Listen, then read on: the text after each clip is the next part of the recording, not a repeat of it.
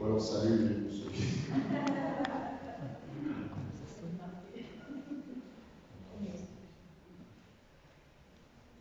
Il y a encore un peu de place, Céline, hein, t'as pas besoin de... là,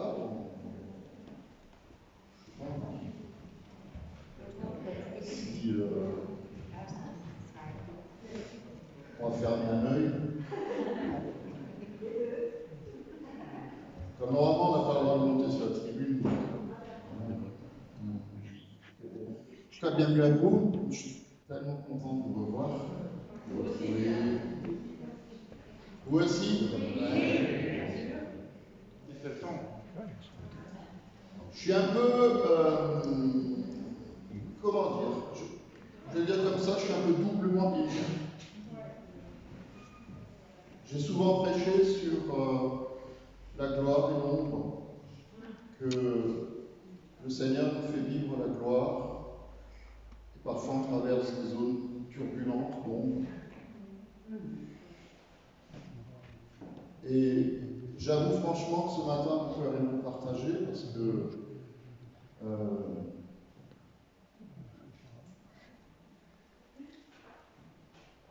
il y a Marc qui est là.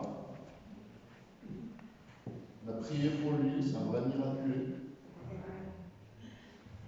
Et quand je dis un vrai miraculé, c'est vraiment un vrai miraculé. Et puis je pense à tous ceux qui sont partis pendant ce temps, qui n'ont pas eu, je ne sais pas si on peut le dire, la grâce, mais en tout cas c'est ça, de vivre la même chose. C'est toujours la gloire et l'ombre. Et toute notre vie sur la terre sera toujours, comme le dit Job, la vie d'un soldat. Et la vie d'un soldat, c'est prendre des coups, parfois être blessé, c'est aussi mourir, et c'est aussi remporter des victoires. Alors, bienvenue à vous tous, que soyez dans la gloire, dans la joie, ou dans l'ombre, parce que le Seigneur est là avec nous. Toujours. Amen. Nous sommes appelés à aimer. C'est le mot d'ordre et le thème de ce dimanche. Nous sommes appelés à l'amour. Alors c'est un peu étonnant parce que le mot d'ordre, ça n'a rien à voir avec l'amour. Mais je vous le dis quand même. C'est Luc 10, verset 16, qui dit Jésus dit à ses disciples, celui qui vous écoute m'écoute. Et celui qui vous rejette me rejette. Voilà. Vous en faites ce que vous voulez.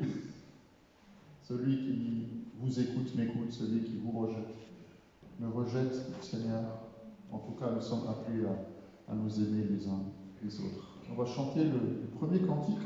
Je vous invite à vous lever pour ceux qui peuvent se lever. Et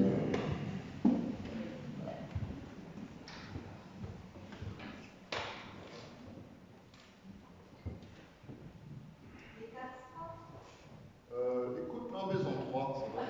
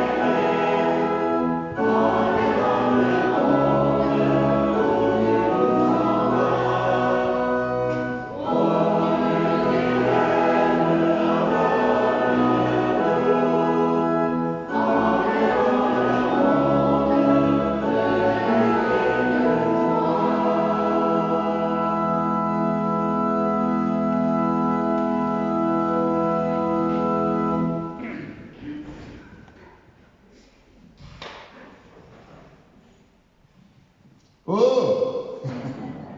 C'est comme ça que commence le psaume 133. Oh! Qu'il est doux et agréable pour des frères de demeurer ensemble. C'est comme l'huile précieuse versée sur la tête qui descend sur la barbe d'Aaron, sur le col de ses vêtements. C'est comme la rosée de l'Hermon qui descend sur les hauteurs de Sion. En effet, c'est de là que l'Éternel envoie la bénédiction et la vie pour l'éternité. C'est de là que le Seigneur envoie la bénédiction, la vie pour l'éternité. Quand on peut dire, confesser, proclamer que c'est bon, que c'est doux, que c'est agréable d'être ensemble. Vous êtes d'accord avec ça? Oui. La semaine dernière, on a partagé ça, que la bénédiction, elle est commandée par le Seigneur quand on est unis les uns avec les autres. Et bien, nous, on va être bénis. Et on est bénis quand on est ensemble comme des frères et des sœurs. On va le chanter si vous êtes d'accord. Enfin, même si vous n'êtes pas d'accord. On va le chanter quand même. Ah, qu'il est doux pour les frères. Ah, il faut que j'attende la pianiste. Là, on peut commencer sans elle. Hein. On le connaît, non?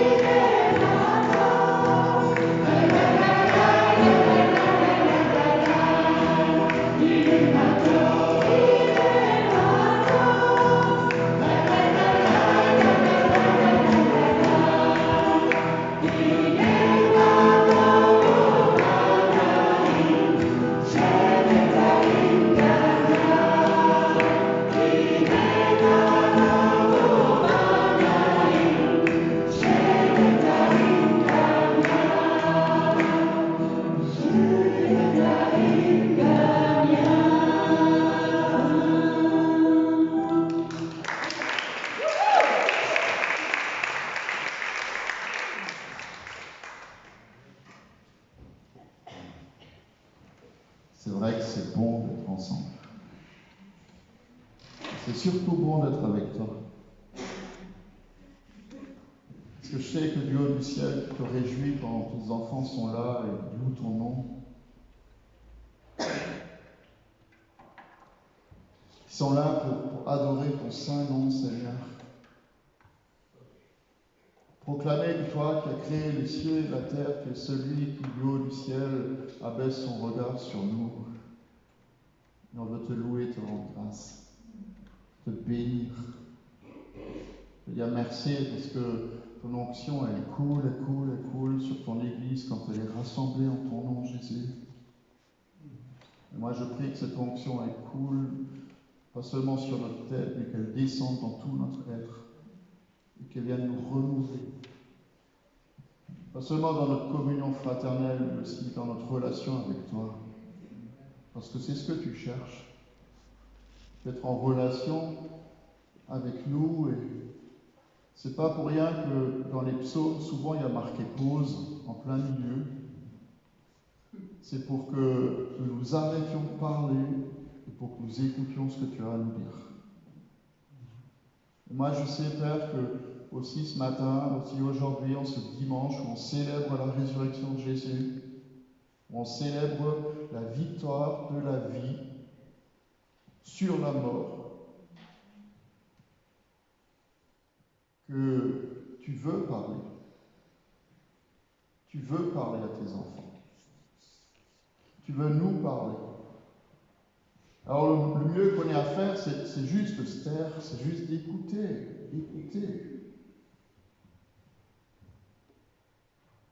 Et c'est pas pour rien non plus que tu dis au peuple d'Israël, Shema Israël, et écoute Israël, écoute. Écoute mon peuple. Écoute mon peuple. Écoutez mes enfants. Recevez mon amour, recevez ma paix, recevez ma présence. Nous voulons accueillir ta présence, Seigneur. Nous voulons prier que du haut, du sommet de notre tête jusqu'à la plante de nos pieds, tu viennes visiter nos vies. Tu viennes nous transformer encore de gloire en gloire et d'une ombre à une autre ombre. Toi qui nous invites à ne pas nous arrêter dans la vallée sombre, mais de la traverser.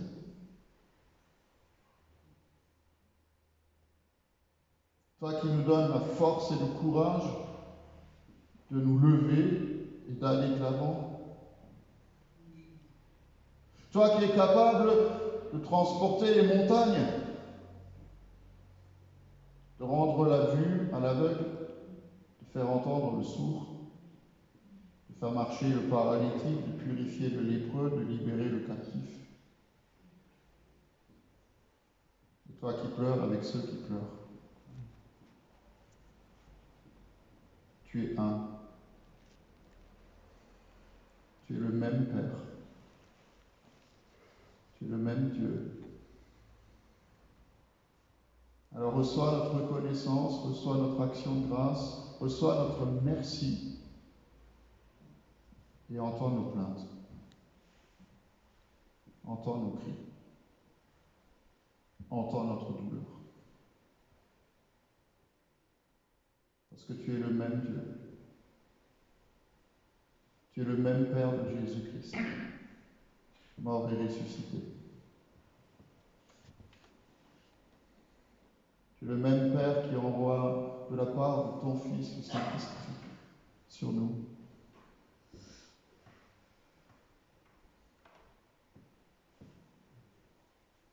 Un esprit qui nous console et qui nous remplit de joie. Et qui nous fait prendre conscience de la grandeur de ton nom, mais aussi de ton abaissement.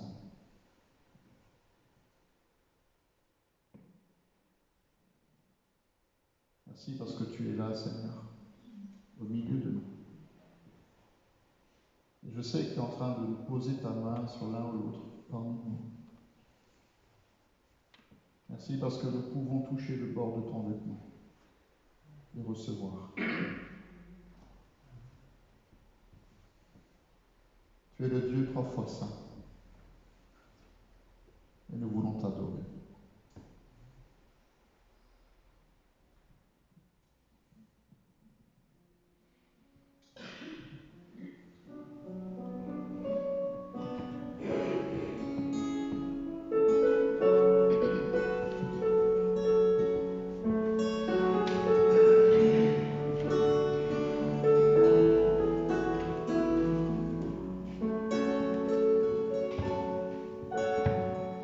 Saint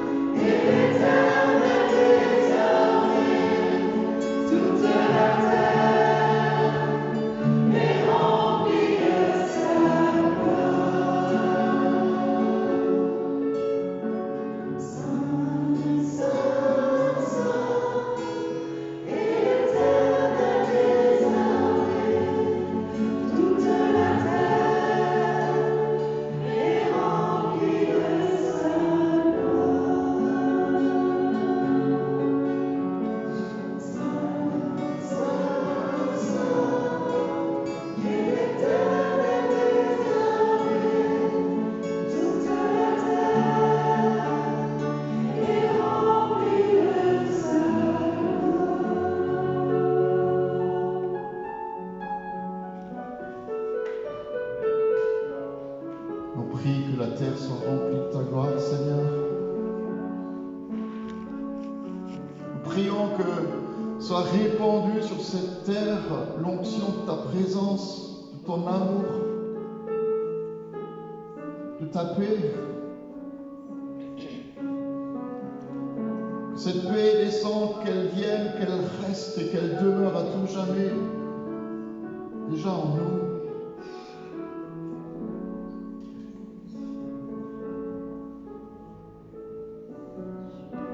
Oui, tu es saint, Seigneur, tu es saint, tu es saint, tu es saint. Et tu es un Père qui aime ses enfants.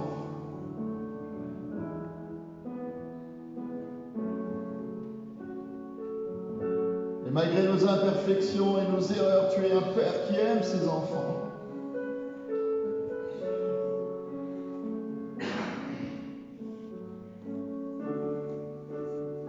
Alors viens au milieu de nous. Sois et reste au milieu de nous.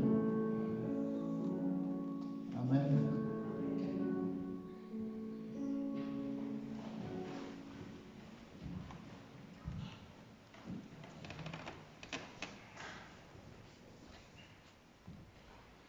Jean écrit dans sa première lettre au chapitre 4 à partir du verset 13. Nous reconnaissons que nous demeurons en lui et qu'il demeure en nous, au fait qu'il nous a donné son esprit. Et nous avons vu, et nous attestons que le Père a envoyé le Fils comme sauveur du monde.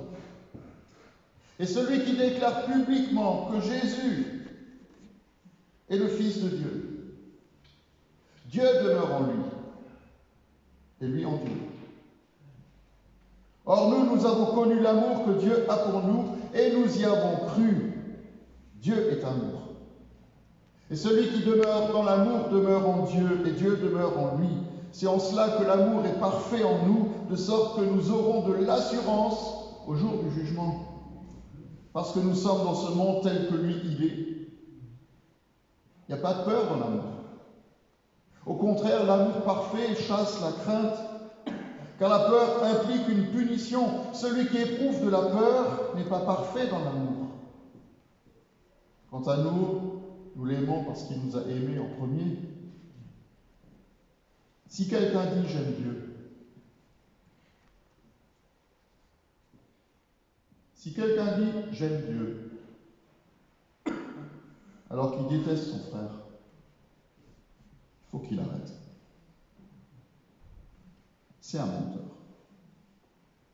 En effet, si quelqu'un n'aime pas son frère qu'il voit, comment donc peut-il aimer Dieu qu'il ne voit pas? Or voilà le commandement que nous avons reçu de lui, que celui qui aime Dieu aime aussi son frère. Mesdames, vous n'êtes pas exclus.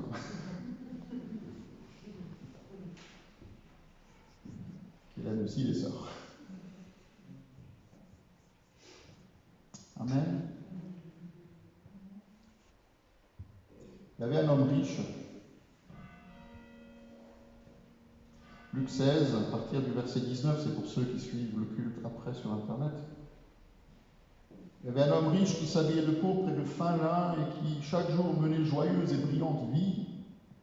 Un pauvre du nom de Lazare était couché devant son portail, couvert d'ulcères.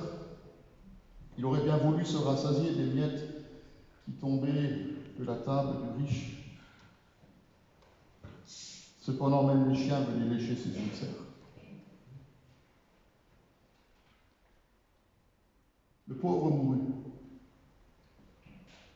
Et il fut emporté par les anges dans le sein d'Abraham.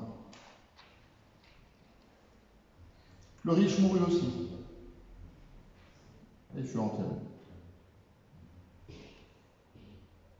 Dans le séjour des morts, en proie à une grande souffrance, il leva les yeux et vit de loin Abraham, avec Lazare à ses côtés. Et le riche s'écria, « Père Abraham, aie pitié de moi!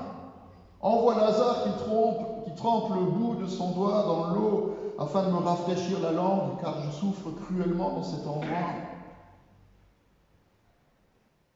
Les flammes, ça brûle. Et Abraham répondit, mon enfant, souviens-toi que tu as reçu tes biens pendant ta vie, et que Lazare a connu les maux, M-A-U-X, pendant la sienne. Maintenant, il est consolé, et toi, t'es mort. Toi, tu souffres. De plus, il y a un grand abîme entre nous et vous, afin que ceux qui voudraient passer d'ici vers vous ou de chez vous vers nous ne puissent pas le faire. Ça, c'est juste un petit clin d'œil pour ceux qui pensent que l'enfer, ça n'existe pas, et que tout le monde sera sauvé un jour.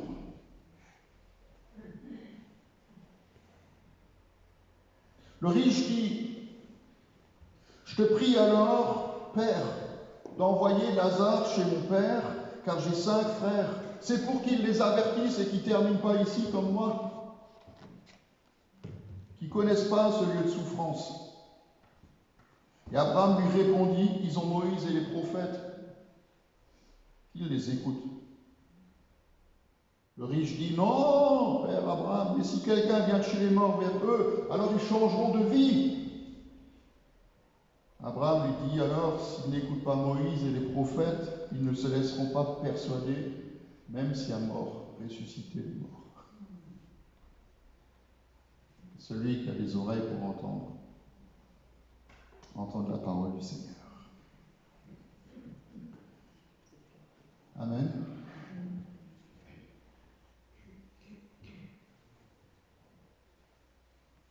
Il faut aussi entendre ce texte avec crainte et tremblement. Pas juste le prendre à la légère. Ce n'est pas juste une histoire que Jésus raconte. Elle a un sens. Ce n'est pas le texte d'aujourd'hui. Elle a un sens, cette histoire. Il y a aussi une justice de Dieu. Il ne faut pas qu'on l'oublie. Il y a la grâce de Dieu qui est accessible encore pour nous. Il ne faut pas qu'on l'oublie non plus.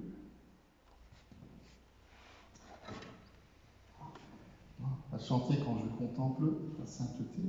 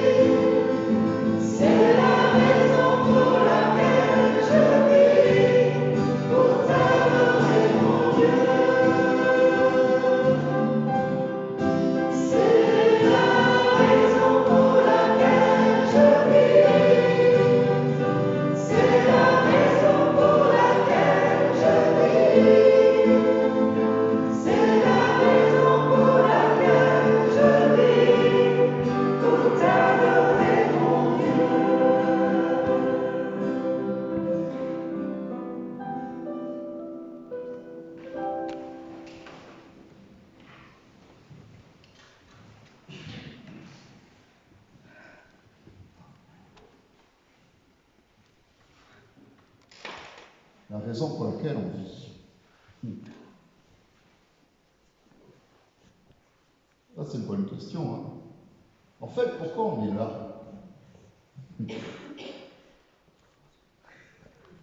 La raison pour laquelle je vis. On repense au commandement de Jésus, évidemment, c'est que tu aimeras le Seigneur ton Dieu de tout ton cœur, toute ton âme, toute ta pensée, toute ta force. Et tu aimeras ton prochain comme toi-même. Ça, c'est la raison pour laquelle on vit. Nous sommes là pour l'adorer, nous sommes là pour louer notre Dieu, nous sommes là pour témoigner de qui il est, et nous sommes là pour l'aimer de tout notre cœur et pour nous aimer les uns les autres. Amen. C'est pas compliqué, hein. Enfin, on s'entend, c'est pas compliqué. Ça peut être compliqué, mais c'est ce à quoi nous sommes appelés, tous et toutes et tous, à aimer notre Seigneur et puis à nous aimer les uns les autres. J'ai beaucoup aimé ce que j'ai dit la semaine dernière. Je pense que je l'ai dit. Effectivement, il y a des ordres que Dieu donne qui sont des ordres de bénédiction. Et quand on s'aime les uns les autres, quand on est unis en lui, il y a une ordonnance, il y a un commandement de la part de Dieu que la bénédiction va venir sur nous.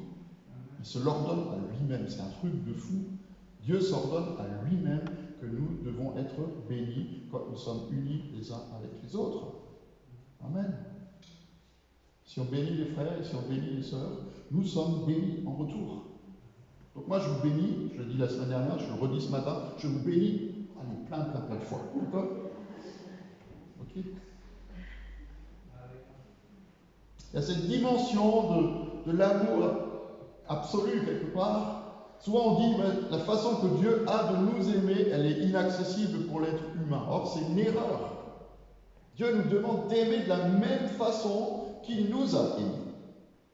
Vous savez, souvent on dit en grec, il y a les trois mots, les trois verbes qui parlent de l'amour, c'est l'éros, donc le côté sexuel, de l'amour physique, tout ça. Je dis, bon, ok. Il y a le philéo, c'est l'amour sympathique, on a de l'amitié pour les gens. Et il y a l'amour agapé qui est l'amour parfait. Et souvent on dit, les deux premiers, ça va pour nous. Ok? Je veux dire, on s'aime, voilà. C'est la différence en anglais, je ne sais pas si vous faites de l'anglais, la différence entre like et love. Hein? Alors, sur Facebook, tu peux liker tout ce que tu veux, hein, c'est comme dans les arènes de Rome, hein, tu peux faire ça ou tu peux faire ça, hein, donc la vie, la mort. On peut liker plein de choses, mais c'est pas pareil que le love. Or, le Seigneur nous dit, de la même façon que moi je vous ai aimé, vous pouvez aussi vous aimer. Donc c'est un amour qui est sans restriction aucune. C'est un amour qui est illimité. C'est comme le forfait Internet illimité. Tu peux aimer jusqu'au bout de la nuit, au bout du jour, au bout de l'année, au bout de ta vie, tu peux aimer. De la même façon que Dieu a aimé. Et je crois que c'est important aussi ce matin pour nous, par rapport à cet ordre, ce commandement que le Seigneur nous donne, de nous aimer les uns les autres et de l'aimer lui, de rappeler deux, trois choses quand même importantes. D'abord que l'amour, ce n'est pas juste une question de sentiment, pas toujours. Alors il en faut aussi, hein, évidemment, parce que sinon tu vas aimer des armoires à glace, je veux dire, et puis ou des frigos, quoi. C'est une question de relation. Et ce que Jésus a voulu montrer, c'est ça, c'est cette dimension de la relation qu'il entretenait avec ses disciples. Il leur a montré ce que c'est que l'amour. Quand il y a des choses qu'ils ne comprenaient pas, il les prenait à l'écart pour leur expliquer. Ça, c'est une dimension de l'amour. Parfois, il leur reprochait les choses. C'est aussi une dimension de l'amour. Et dans le monde chrétien, parfois on se dit « Oh là là, faut surtout pas, faut pas. Faut faire semblant. » L'amour, c'est pas ça. Hein. L'amour, c'est une question de relation. Il suffit pas que je dise à mon conjoint, à mes enfants, à mes parents, à mes frères, à mes sœurs, dans la foi, que je les aime si mes paroles et mes attitudes disent le contraire. C'est juste une attitude au mieux pieusement religieuse, ou alors au pire hypocrite. Et s'il y a une chose dont Jésus a horreur dans l'Évangile, c'est bien l'hypocrisie. C'est un truc. Relisez l'Évangile, mais les hypocrites, ils en prennent plein la tête. Et vraiment. Et quand certaines personnes, j'ose le dire ce matin, mais quand certaines personnes me disent qu'elles m'aiment, je préférais pour leur bien et pour le mien qu'elles m'aiment un peu moins. Moi aussi. C'était assez intéressant parce que cette semaine, on a rencontré un frère juif messianique allemand. Juif messianique allemand qui a osé traverser la frontière. Alors, s'il vous plaît, n'allez pas au Globus demain matin, parce que je vais y aller. Ne faites pas le plein d'essence avant moi. J'attendrai belle 3h59 et poussière. Non, mais je rigole. Mais ce frère juif messianique, il nous a dit, vous savez, dans le monde juif, on est capable, en tant que juif, de s'engueuler les uns les autres, mais alors de la pire des manières, mais après on se réconcilie vite et on va boire une bière.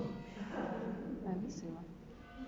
Moi j'ai l'impression que dans le monde chrétien, parfois c'est pas ça. C'est pas ça. Deuxième chose que je voulais dire, c'est que l'amour, elle a toujours un prix, elle coûte quelque chose. Alors, évidemment, on ne l'achète pas, l'amour. Ok? Vous ne pouvez pas acheter mon amour.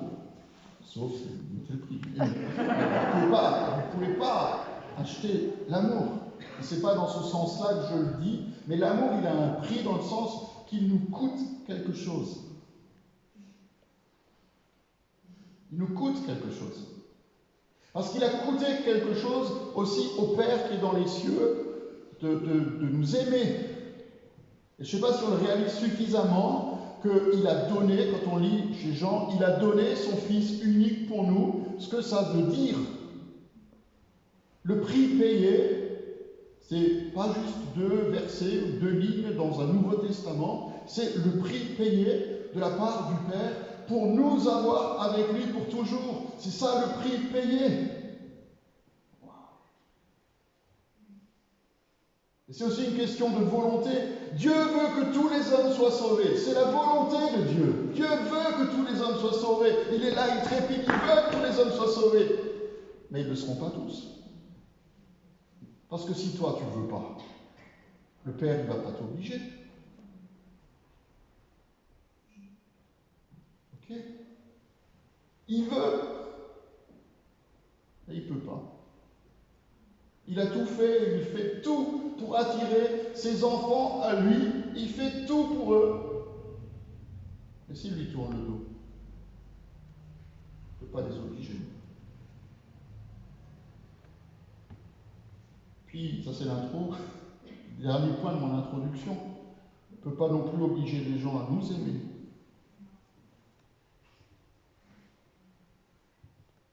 Si les gens ne vous aiment pas, vous savez quoi, c'est pas grave.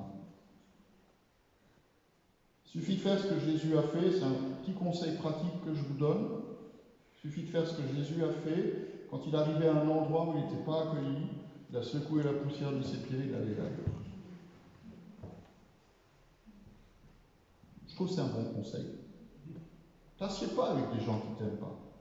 Déjà, ça ne va pas te faire du bien, puis ça ne va rien amener. Ça n'amène rien. Tout le monde ne va pas nous aimer. Et ce n'est pas la peine, quelque part, de faire du forcing. Et comme je l'ai dit, il y a des compagnies qui ne nous font pas de bien, qu'il vaut mieux éviter. Ça ne veut pas dire qu'il ne faut pas que nous, on aime les gens, parce que Jésus nous demande même d'aimer nos ennemis. Et c'est juste une protection qu'il veut nous donner. On n'est pas masochiste non plus. Hein. Il ne faut pas non plus qu'on perde notre temps. Alors, si je peux me permettre, je voudrais vous dire, commençons donc par nous aimer les uns les autres. Aimons les frères et les sœurs dans la foi. Commençons par là. Au lieu de vouloir aimer le monde entier, Commençons déjà à nous aimer les uns les autres. C'est le commandement de Jésus. Paul le rappelle aussi. Nous devons aimer nos frères et nos sœurs dans la foi. Et je ne sais pas combien de fois, dans le Nouveau Testament, ça nous est dit, il faut aimer, mais surtout ceux qui sont dans la même dimension que vous. Et je rappelle quand même aussi que le prochain dans le Nouveau Testament, c'est pas n'importe qui, c'est pas mon voisin. Le prochain, c'est celui qui m'a fait du bien, selon la définition de Jésus. Ok ? Relisez le Bon Samaritain. Hein. C'est qui le prochain de celui qui est tombé entre les mains du brigand, des brigands? Ben, c'est celui qui l'a soigné, qui s'en est occupé.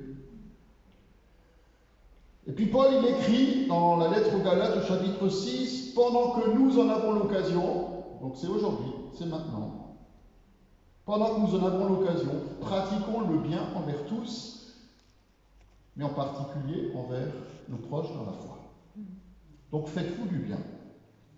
Alors, je l'ai dit la semaine dernière aussi, on ne peut pas trop s'approcher les uns des autres, on ne peut pas se bisouter, on ne peut pas... il y a plein de choses qu'on ne peut pas encore faire. Alors peut-être que ce soir, ça va changer selon les désirata de notre gouvernement. Peut-être que la semaine prochaine, on va tomber les masques. Et pour certains, je risque d'avoir peur. Parce que là, ça va, on voit que la moitié du visage. Et si vous tombez le masque, ça peut provoquer quelque chose, peut-être de désagréable.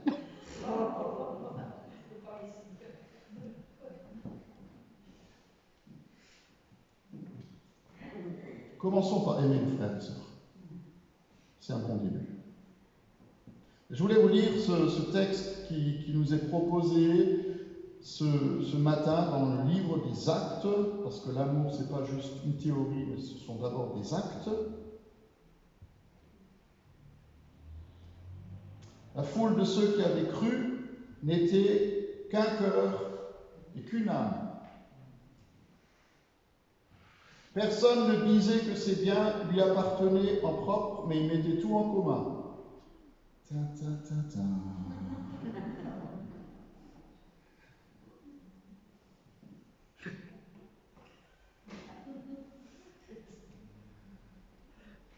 Non mais je sens juste une espèce de... Qu'est-ce qu'il va nous dire? Je dis rien. Avec beaucoup de puissance, les apôtres rendent des témoignages de la résurrection du Seigneur Jésus, et une grande grâce reposait sur eux tous. Il n'y avait aucun nécessiteux parmi eux. Tous ceux qui possédaient des champs ou des maisons les vendaient. Moi, je suis content, j'ai pas de champ, j'ai pas de maison.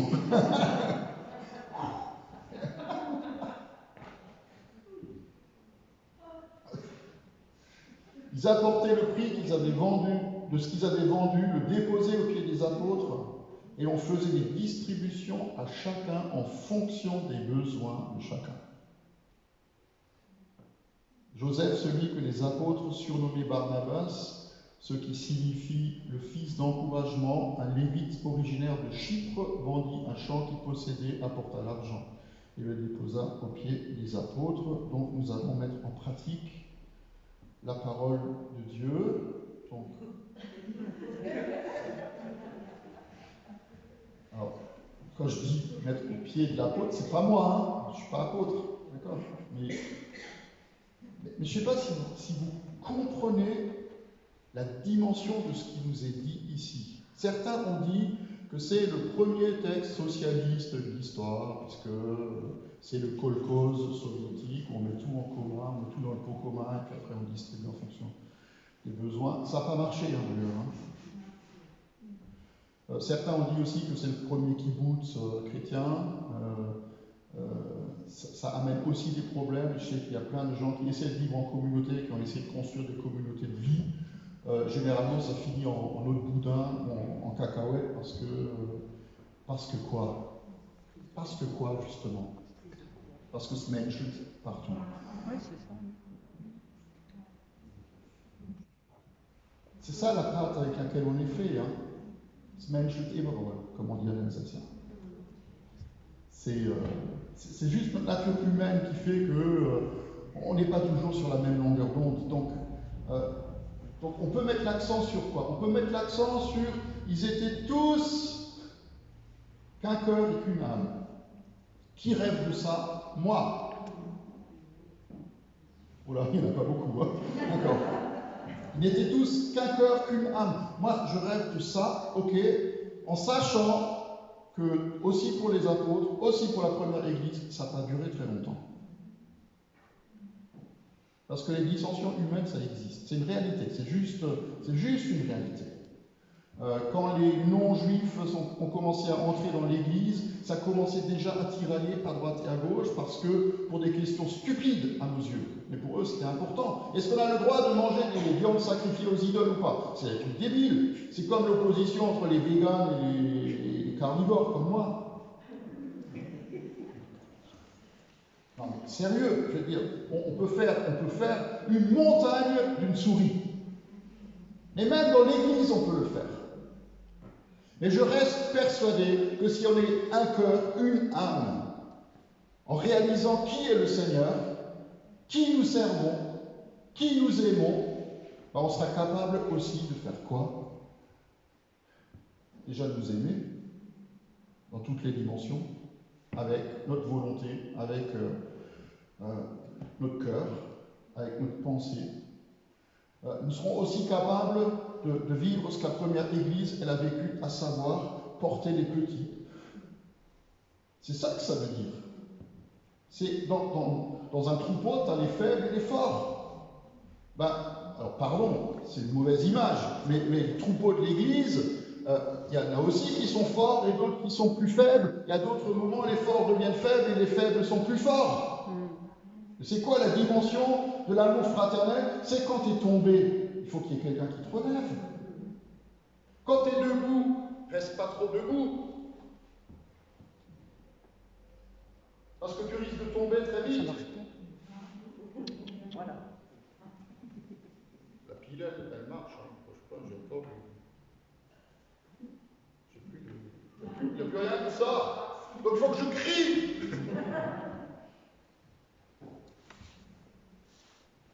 Quand j'éteins, je rallume.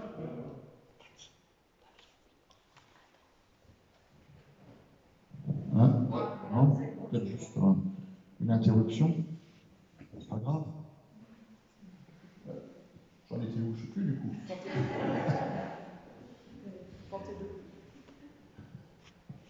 Il faut qu'on apprenne à vivre cette dimension où le peuple de Dieu s'encourage mutuellement, vit cette communion fraternelle.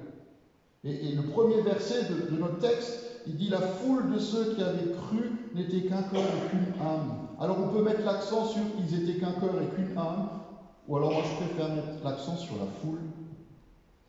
Parce que je suis persuadé que si l'Église montre aujourd'hui, dans le temps dans lequel nous sommes, un autre visage que celui qu'elle a montré autrefois, la foule aura envie d'y participer.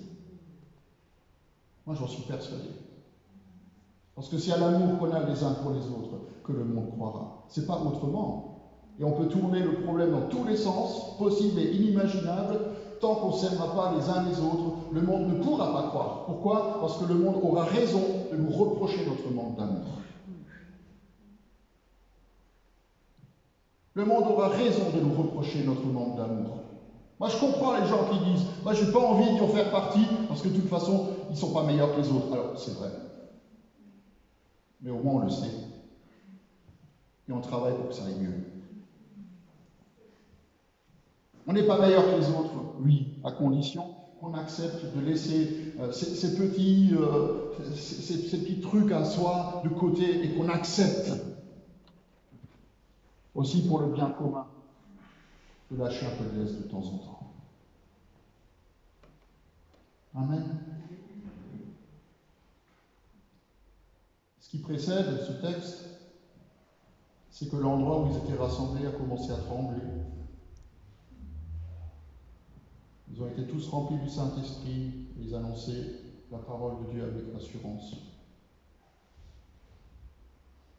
On a vécu un temps de secousse et on le vit encore. Je suis persuadé que le Seigneur a permis aussi ce temps, même s'il ne l'a pas voulu, mais il utilise ce temps pour nous apprendre quelque chose en tant qu'Église et communauté. Alors si vous avez envie tout à l'heure de déposer tous vos biens, faites-le. Je rajouterai, faites-le de bon cœur, comme pour le Seigneur. Puis si vous n'avez pas envie, c'est pas grave non plus. On les bénit quand même. Amen. Est-ce qu'on peut se lever, s'il vous plaît?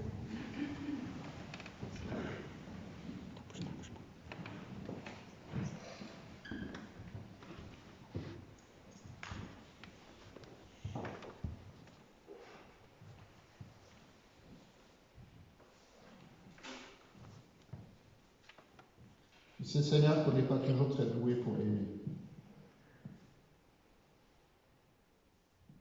Et notre propre histoire, et nos propres expériences, nos blessures, la génétique. On n'est pas toujours bon à aimer, pas toujours prêt non plus à vivre cette réalité que tu nous demandes. Parce qu'il y a moi et puis il y a les autres. Puis je m'aime bien moi, mais parfois avec les autres j'ai un peu plus de mal. Et on a du mal à vivre cette dimension de l'amour parce que les autres, ils ont parfois du mal avec moi.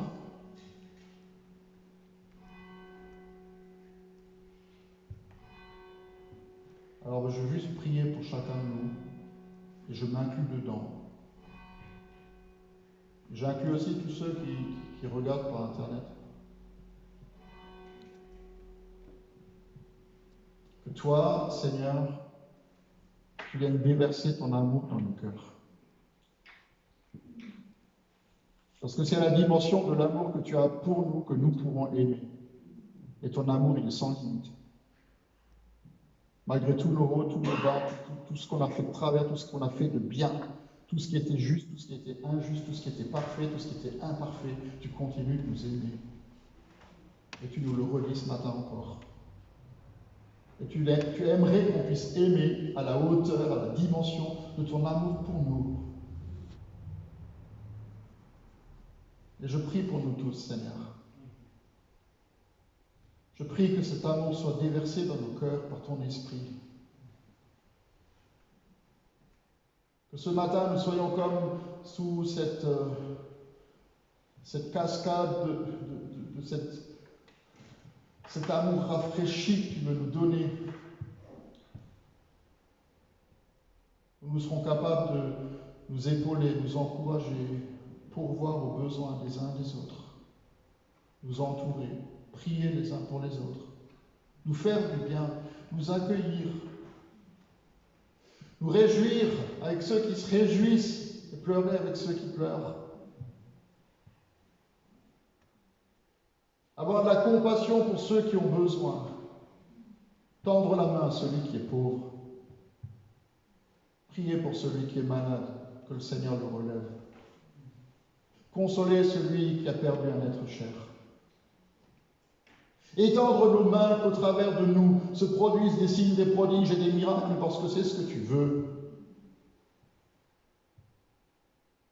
Qu'on puisse multiplier le pain pour ceux qui ont faim.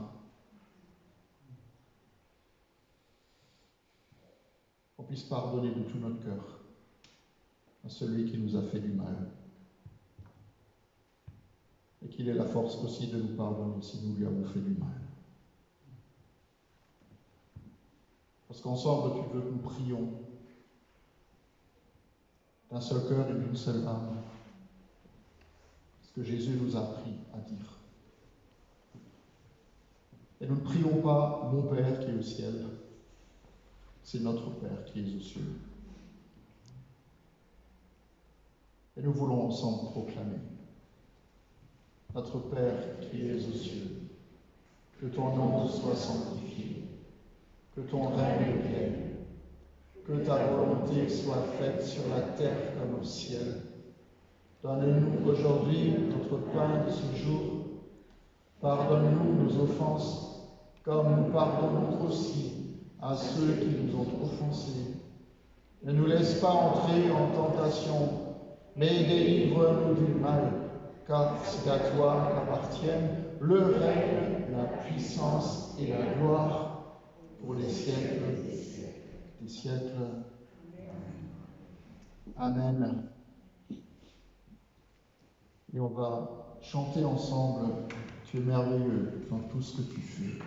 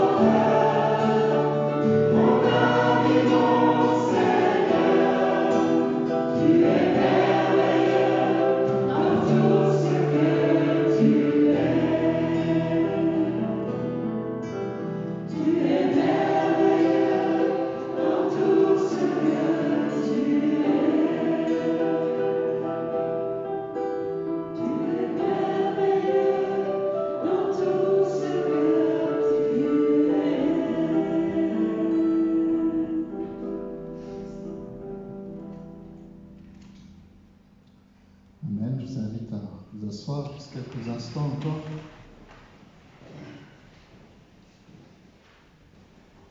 Je vais juste laisser la parole à Christine.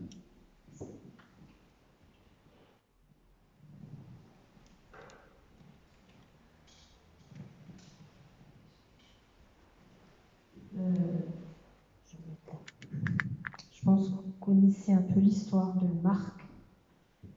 Et comme Thierry disait tout à l'heure, unis, nous étions unis effectivement en prière, donc avec Thierry et Astrid, avec toute l'Église, avec mes enfants tous les soirs pendant 3 heures.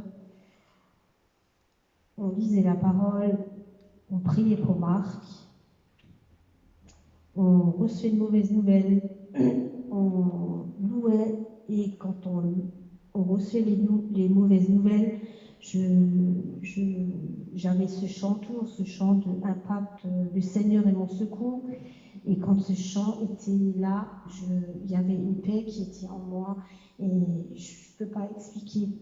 C'est un truc, ça ne s'explique pas, ça se vit. Et avec les enfants, on prenait, on savait le combat qu'ils vivaient par la maladie, spirituellement. Et il y a toujours cette unité dans la prière qui nous faisait tenir. Et on a prié beaucoup pour le personnel médical, pour qu'ils trouvent les bons médicaments, parce que Marc ne devrait plus être là aujourd'hui. Et je suis reconnaissante que le Seigneur il leur a montré, au personnel soignant aussi, ce qu'ils devaient utiliser comme médicament. Et ils m'ont toujours dit, Christine, vous savez, nous on se bat avec les médicaments. Je dis oui, mais moi je lâche pas, moi je me bats avec la prière. Et on prie pour vous, on prie pour l'hôpital, on prie pour tous les gens. Et il y a même des médecins qui me disaient, il faut prier pour lui parce que c'est pas bon. Et ben voilà, on a prié, on a lutté, et le Seigneur, il était là tous les jours, tous les jours, tous les jours. Et il nous a sorti Marc de la vallée de la mort. Gloire à Dieu. Gloire à Dieu. Gloire à Dieu.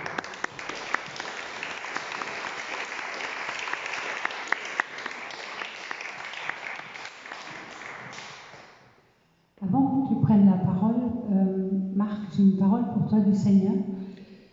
Si mon téléphone sera allumé, je peux te lire le verset. Amen. Ça, c'est la gloire. Puis à l'ombre. Et je voudrais aussi ce matin qu'on... Alors, je ne l'ai pas demandé. Je ne sais pas si on a le droit, Betty, de prier pour toi.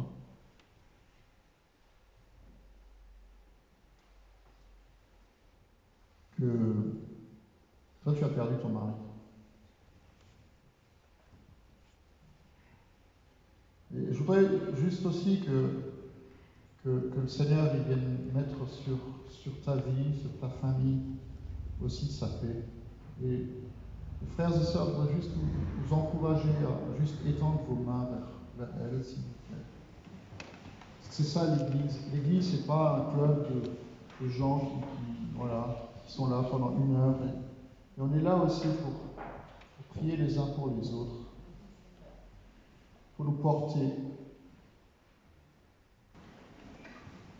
Frères et sœurs, c'est ça qu'il faut qu'on apprenne à faire. C'est ça qu'il faut qu'on apprenne à faire. C'est ça être Église. Je crois que ce temps, le Seigneur nous l'a aussi donné pour que nous apprenions pas seulement à être à l'Église, mais à devenir l'Église. Amen. On va terminer notre culte. Juste vous dire que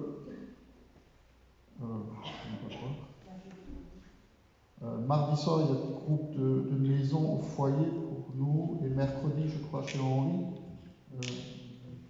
Okay. Vendredi soir, il y a l'Assemblée Générale des Greniers de Joseph, ici à l'église, parce qu'il faut qu'on soit dans un espace un peu plus large. Donc, vendredi soir à 20h, l'Assemblée Générale des Greniers de Joseph.